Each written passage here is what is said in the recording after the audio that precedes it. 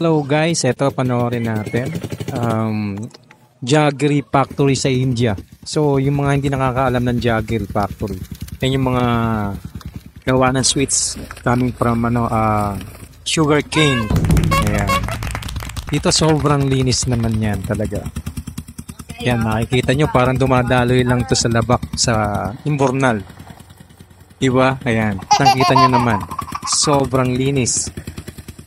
Ganyan talaga sa India. Ayan. Normal na yan. Kaya makikita nyo puro ganyan. So yan, sinasala na ni Kuya yung mga residue nung sugar cane. Ayan. So yan, dinidrain na niya. Pero sobrang linis, diba? Ayan, unti mo naman. Hindi siya naka-expose. Dumadaan lang siya sa mga parang bornal. Diba? Walang sobrang linis na. Kaya wala ka na masasabi dyan. Si Kuya yan, pawis na pawis. Nakasando. Yun nakita mo naman. Para naglilinis lang siya ng imbornal sa mga tosang sa kalye. Ganado si Kuya. Ayan.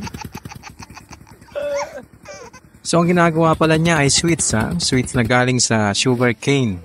Ayan. Sa atin, sa mga tubo yan. Yan yung mga pinagkatasan. So gagawin nila ngayon yung minatamis. Ayan, nagkulay kaldareta na guys. Sobrang linis na. Kung makikita nyo, sobrang linis nung dinadaluyan ng mga pinagkatasan ng sugar cane. Ayan, after that, ayan, sinasali na ni Kuya. Si Kuya na napakalinis at napakabango. Ayan, sobrang sarap niyan guys. Yun, naglagay na siya ng food coloring. Food coloring yan. Para yung kulay nung minatamis mamula-mula. Yun, hinalo na ni Kuya.